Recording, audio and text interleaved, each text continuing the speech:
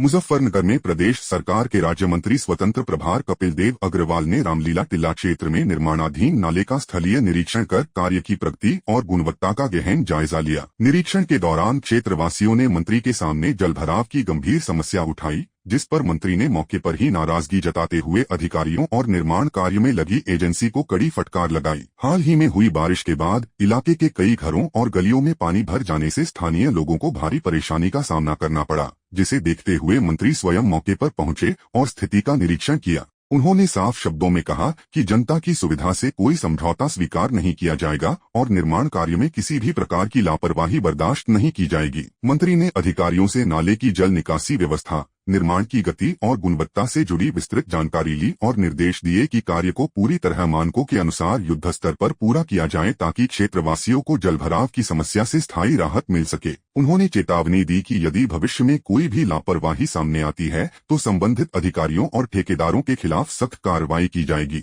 इस दौरान भाजपा जिला महामंत्री सहित कई पार्टी पदाधिकारी, विभागीय अधिकारी, निर्माण एजेंसी के प्रतिनिधि और स्थानीय नागरिक मौजूद रहे।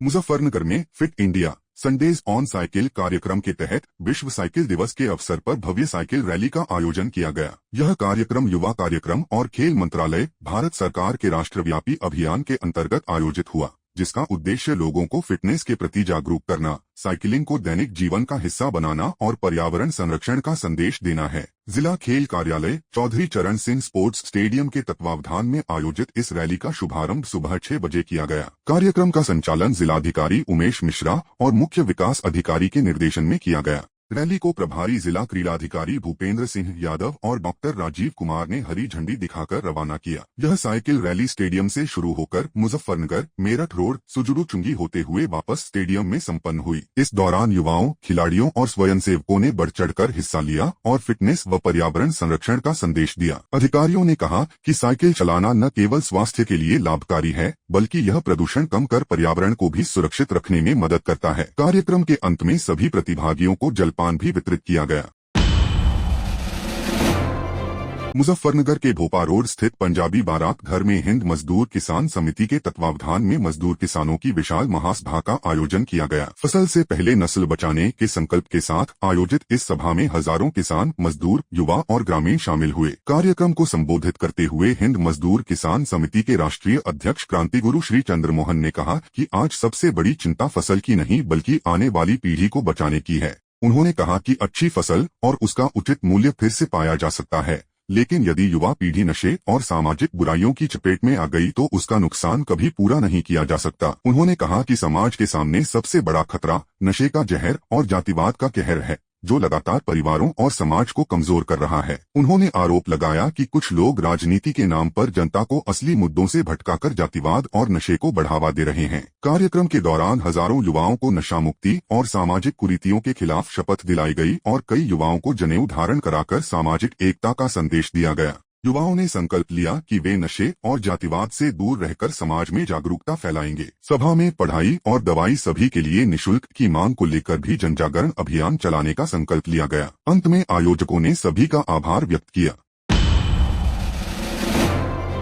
पटना में चर्चित शिक्षक और यूट्यूबर खान सर की मुश्किलें बढ़ती नजर आ रही हैं। कोचिंग संस्थान के बाहर हुई फायरिंग की घटना की जांच के बीच अब उनके खान ग्लोबल स्टडीज कोचिंग संस्थान पर फायर सेफ्टी नियमों को लेकर भी सवाल खड़े हो गए हैं। अग्निशमन विभाग की टीम ने रविवार को कोचिंग सेंटर पहुंचकर फायर ऑडिट किया। बताया जा रहा है कि निरीक्षण के दौरान सुरक्षा व्यवस्था से जुड़ी कई खामियां सामने आई हैं। हालांकि विभाग की अंतिम रिपोर्ट का इंतजार किया जा रहा है। इससे पहले अग्निशमन सेवा के डीआईजी ने स्पष्ट कहा था कि यदि निर्धारित समय सीमा के भीतर सुरक्षा संबंधी कमियों को दूर नहीं किया गया तो जिला प्रशासन और संबंधित विभाग सख्त कार्रवाई कर सकते हैं। आवश्यकता पड़ने पर संस्थान को सील करने की कार्रवाई भी की जा सकती है। फिलहाल फायरिंग मामले की जांच के साथ साथ फायर सेफ्टी नियमों की भी गहन पड़ताल की जा रही है। ऐसे में आने वाले दिनों में यह मामला और चर्चा में रह सकता है। महाराष्ट्र के पुणे जिले के दौंड तालुका के पाटस इलाके में हाल ही में हुई फायरिंग की घटना के बाद पुलिस ने बड़ी कार्रवाई की है। गरद्दे कॉम्प्लेक्स के सामने हुई इस घटना में पुलिस ने कुल 18 आरोपियों के खिलाफ मामला दर्ज किया है। घटना के बाद इलाके में डर और तनाव का माहौल बन गया था, जिसके चलते पुलिस ने सख्त रुख अपनाया। हिरासत में लिए गए आरोपियों का सार्वजनिक रूप से जुलूस निकाला गया ताकि अपराधियों को कड़ा संदेश दिया जा सके और लोगों में सुरक्षा की भावना कायम रहे। पुलिस अधिकारियों का कहना है कि कानून व्यवस्था से खिलवाड़ करने वालों के खिलाफ आगे भी इसी तरह की सख्त कार्रवाई जारी रहेगी। फिलहाल मामले की जांच जारी है और अन्य आरोपियों की भूमिका भी खंगाली जा रही है। विश्व साइकिल दिवस 2026 के अवसर पर मुंबई में फिट इंडिया मूवमेंट के तहत आयोजित संडेज ऑन साइकिल कार्यक्रम ने लोगों को फिटनेस, स्वास्थ्य और पर्यावरण संरक्षण का एक महत्वपूर्ण संदेश दिया। वर्ली कोस्टल रोड के पास आयोजित इस विशेष कार्यक्रम में बड़ी संख्या में साइकिल प्रेमियों, युवाओं, खिलाड़ियों और आम नागरिकों ने भाग लिया। कार्यक्रम के मुख्य अतिथि बॉलीवुड अभिनेता जैकी श्रॉफ रहे, जिन्होंने स्वयं साइकिल चलाकर लोगों को स्वस्थ जीवन शैली अपनाने के लिए प्रेरित किया। इस अवसर पर अमृता फडणवीस, सेबास्टियन मारियाग्नम नादर और fit India ambassador Dinesh Shetty भी मौजूद रहे। कार्यक्रम के दौरान वक्ताओं ने कहा कि आज की भागदौड़ भरी जिंदगी में लोग शारीरिक गतिविधियों से दूर होते जा रहे हैं, जिसके कारण कई स्वास्थ्य समस्याएं तेजी से बढ़ रही हैं। ऐसे में साइकिलिंग एक ऐसा आसान और प्रभावी माध्यम है जो न केवल शरीर को स्वस्थ रखता है बल्कि पर्यावरण संरक्षण में भी महत्वपूर्ण भूमिका निभाता है। अतिथियों ने लोगों से अपील की कि वे छोटी दूरी तय करने के लिए वाहनों की बजाय साइकिल का उपयोग करें, जिससे प्रदूषण कम होगा और स्वास्थ्य भी बेहतर रहेगा। कार्यक्रम में शामिल प्रतिभागियों ने उत्साहपूर्वक साइकिल रैली में हिस्सा लिया और फिट इंडिया के संदेश को जनवरी से जनवरी तक पहुंचाने का संकल्प लिया। इस दौरान पर्यावरण संरक्षण, कार्बन उत्सर्जन में कमी और हरित भविष्य के निर्माण पर भी विशेष जोर दिया गया। आयोजकों ने कहा कि इस तरह के कार्यक्रम लोगों को फिटनेस के प्रति जागरूक करने के साथ साथ समाज में सकारात्मक बदलाव लाने का भी काम करते हैं। विश्व साइकिल दिवस के अवसर पर आयोजित यह कार्यक्रम स्वास्थ्य, पर्यावरण और जनभागीदारी का एक प्रेरणादायक उदाहरण बनकर सामने आया। हम लोग इस बात का विरोध करते आ रहे हैं कि जिस तरह से महंगाई बढ़ रही है, सिलेंडर का रेट भी बढ़ रहा है और सिलेंडर की शॉर्टेज भी है, लेकिन सरकार को इस पर नियंत्रण कर नहीं पा रही है। हम लोगों ने सदन में ये बात कही कि जब तक सर्वदलीय बैठक बुला के इस पे जो स्थिति है उस पर सरकार को एक स्पष्ट करना चाहिए कि आज कहाँ पे हम खड़े हैं। लेकिन सरकार विपक्ष को विश्वास में ना लेके जो रवैया अपना रही है उससे हमारे देश की जनता परेशान है, लोग परेशान हैं और महंगाई का ये आलम है कि मुझे लग रहा है आने वाले समय में लोगों के घर में जो गरीब है, कमजोर है, कैसे चूल्हा जलेगा, ये बहुत चिंता का विषय है। देखिए, इंडिया अलायंस नाम का कोई वस्तु धरती पे मौजूद नहीं। न इसका नेता है, न नीति है, न नेतृत्व है, न इसका कहीं पर कार्यालय है, न इसका कोई लेटर पैड है। ये सिर्फ मीडिया इसको पूछता है कि इंडिया अलायंस या इंडिया अलायंस।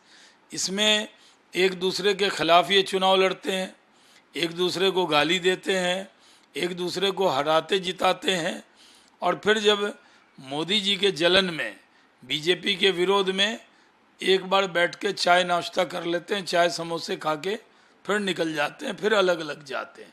इनकी राह अलग है, इनका मिशन अलग है।